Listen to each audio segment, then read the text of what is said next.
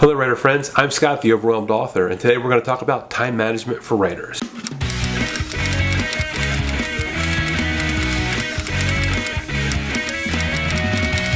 Today, I don't know what it's like in your part of the world, but in the mid-Atlantic region of the United States, it is hot as hell. Literally hot as hell, meaning like I actually saw Satan walking his dog about 5 minutes ago. But in all seriousness, you may hear my air conditioning come on. Hopefully you don't. I've been working on that. This has been a whole process. This should, if everything works out, this should be my 6th video. And I've been working with the audio. I think there was a little bit of hum in the last 2 videos. Hopefully, I haven't edited those yet, but hopefully I was able to get the audio better than, because the audio in the 3rd video was, there was some bad audio. But anyway, I'm working on it, getting better. Hopefully I'm able to mitigate any kind of issues with the sound of the air conditioner. But the air conditioner is essential right now because it's very hot. In the spirit of what this video is all about, with time management, and jump right into my time management tips for writers. I have 6 tips for us today, so let's start off. Number 1, plan it. What I suggest is that you plan out your writing sessions on a weekly basis and then break it down daily. So what I always do, for me personally, I look at the weekends. I don't usually write a lot on the weekends, and I consider my week starting on a Sunday, and I figure out where writing is going to fall, where I find time to write. I usually can write in the mornings, and I can write usually late at night. Those are my times, so I try to schedule those in. It's very important to write this down. So whether you want to get a nice planner or you want to buy a cheap notebook, you can get a cheap notebook for like 79 cents. Whatever you want to do, it's important that you actually write these things down. It's a good idea to have a weekly goal. I have a word count goal. Maybe you want to do it by minutes of writing, whatever you want. I like word count goal. I feel like it's a little more tangible. Minutes are great, especially in the planning stage. When you're actually trying to just get through the first draft, sometimes, I don't know, minutes might not be what you want. It depends. It's all what works for you, but have some type of goal. Write it down. It's so important to write it down. So you look at it from a weekly basis, then you break it down daily, figure out where it fits in. Then, after you've done that and you have your goal that you want to achieve by the end of the week, I can't stress to you how important having that goal is and actually writing it down. If you have a program like Scrivener, not to digress here, but if you have a program like Scrivener, you can actually have a like a daily word count goal if you want to break it down like that, and that's actually what I do. But I have a weekly goal, and then I just break it down per amount of days I know that I'm going to be writing. And having that goal, something that you're shooting for, definitely helps you. It helps you focus. At least it does for me. And I'm Mr. ADHD brain, so if it works for me, it'll probably work for you. When you do this, it's going to help you remain consistent, and that consistency is what helps form that habit. They say whoever they are, say it takes 3 weeks to form a habit. So just stay at it.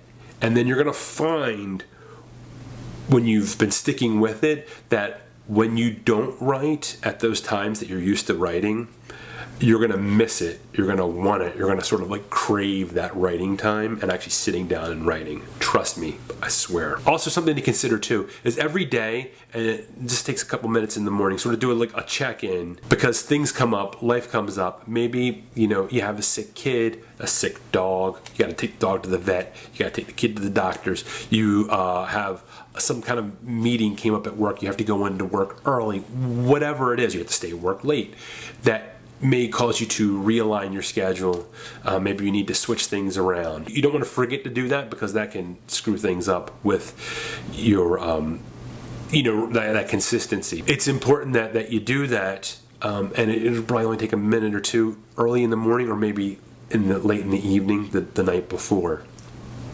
Just do it. Trust me. Do these things, and it's going to help you stay focused and it's going to help you remain consistent. It's going to help you form that habit. Number 2, block out distractions. If you can go completely offline and turn off your phone, that is going to be ideal. Not everybody can do that, but I would suggest that if you can do that for a limited period of time while you're writing, for your whole writing session, if you can, do it if you can. Trust me. I know you might be thinking, well, what if I need to look something up while I'm writing? Well, I'll tell you one of the things that I do.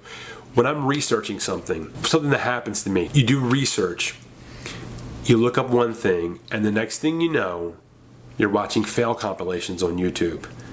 And I'm not saying that I've ever done that, or maybe whatever. Anyway, what I'm trying to say is you can just put little placeholders, to be determined, TBD, and that's perfect.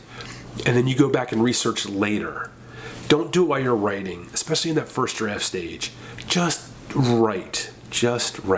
And if you're one of those people that has that laser focus, that can do it, that can go look up something and boom, you find that piece of information you're looking for and boom, you're right back into your writing. You know what? I am envious of you. But that's not me, and I'm going to guess it's probably not a lot of you that have decided to watch this video. Number 3, the Pomodoro Technique. Now, they wrote a book about this technique, but I'm going to save you like $10 because there's really not a whole lot to it. Maybe there's some more that's covered in the book, but I don't really know what else there could be. The idea here is that you do a short interval of work for a period of time, then you take a short break, and you do this 4 times, and at the end of the 4th interval of work, then you take a long break. This can be very helpful because sometimes it's hard to tell your brain, hey, we're going to sit down for 90 minutes, 2 hours, or even an hour, and I'm going to work straight through. The most common interval time that's used, or that I've seen used, is 25 minutes. So it's easier to talk your brain into saying, hey, I'm going to work for 25 minutes, and then I'll take a 5-minute break. So that's the common one. You do 25-minute interval of work. So you write for 25 minutes, then you take a 5-minute break. 25 minutes, 5-minute break. And you do this. So you do it 4 times, and then at the end of that 4th 25-minute interval, then you actually take a 25-minute break. And you do this for as long as you need to complete whatever you want to do. So it's not just for writing. It helps me for cleaning around the house. I have 3 sons. Even when they're helping cleaning, which is like pulling teeth, it still can be overwhelming, hence the overwhelmed author. So this is very helpful. I try to get them to do this as well. Let me tell you, this technique has saved my ADHD ass on numerous occasions for a lot of things, not just writing. But once I sort of employed this technique to my writing, I became extremely more productive. Because it's not hard to just say, hey, I'm just going to do this just for 25 minutes. You can do 25 minutes and block out your distractions. And then 5 minutes, anything goes for 5 minutes. And then, once I get to that 4th interval, then I can go 25 minutes. I can do whatever I need to do. I can watch an episode of, I don't know, The Office or whatever. So that is a technique that can really help boost your productivity, because it's really, a lot of this stuff is just mind games. So you're just playing a little trick on your mind saying, hey, I'm not working for that long. I'm only working for 25 minutes. When in reality, you're really working for longer than that. There's actually a lot of apps out, a lot of free apps out there that you can download for your phone for the Pomodoro Technique. I have one. It's okay. I can link it in the comment or in the description, and you can use that one. Or I'm not sponsored by anybody because I'm just the measly little creator at this point. But go and look it up. Look up Pomodoro Technique. in the App Store or whatever it is for Android. I'm not sure. I'm sorry. Nothing against Android. I just don't know what it is. Is it the Google Store, Google Play? I don't know. I'm an idiot. I'm sorry. I apologize, but I am an idiot. Number 4, create a time audit. Now let me explain this. The Pomodoro Technique is great, but I did find that there was a little bit of a problem that I was running into. It's great when I'm actually in the writing mode. However, I noticed that there was a gap between the time that I said, this is my writing time, and the time I actually started writing. So, by tracking things like, here's when my writing session is supposed to start. Here's when I actually started writing.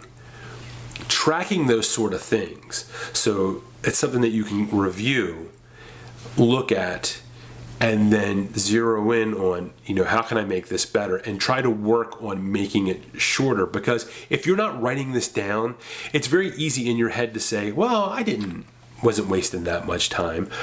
One of the things that I do in the mornings, a lot of times, I'll write. I actually go to the library to write, because when I write at home in the morning, there's a million things going on in my house, or a million things that I could think about doing, and it's like I decide that I'll do those, and then I'll write. This is not really a good situation. So I would go to the library. But what would happen is I'd go to Starbucks, I'd go in the library parking lot, and then I'd wait there, and I would drink. I would wait till I was completely done. I'd get iced coffee, and I'd sit there and drink it.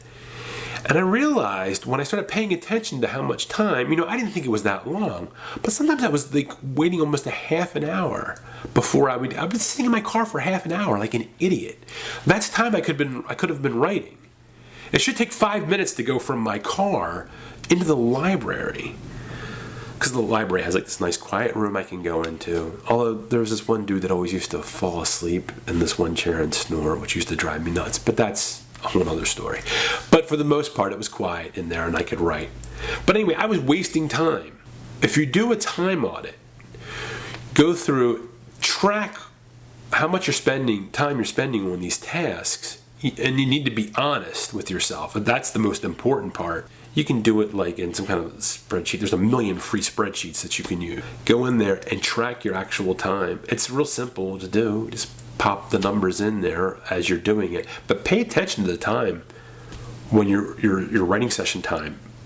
Again, actual start. Like this is the time I set aside for my session time. This is the time I set aside for starting. Do that. Do it. Do it. Do it. Please. Just trust me. Number 5, don't multitask. I'm going to say something a little controversial here, and that is that multitasking doesn't really exist. At best, you're just doing a bunch of things at a poor quality. Our brains are just not meant to work that way. We can only really do one thing at a time. You're just doing multiple things, just not efficiently. The research suggests that when it comes to attention and productivity, the brain just has a finite amount. That's just all there is to it. So when it comes to your writing, just focus on writing. That's why I was talking about not doing research, because you get caught up in that and your brain goes into another mode. So just write. Don't multitask. Just write.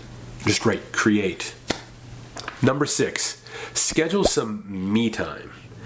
And maybe you're saying, well, writing is my me time. And that's great. But it's a good idea to think about doing some things outside of writing and outside of like your regular work life.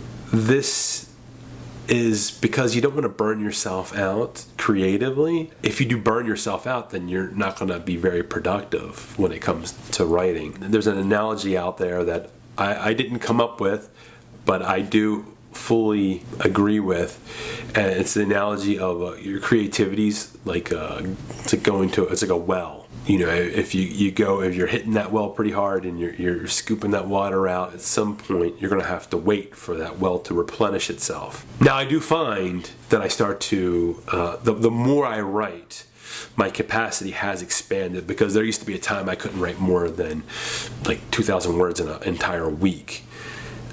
So it gets better.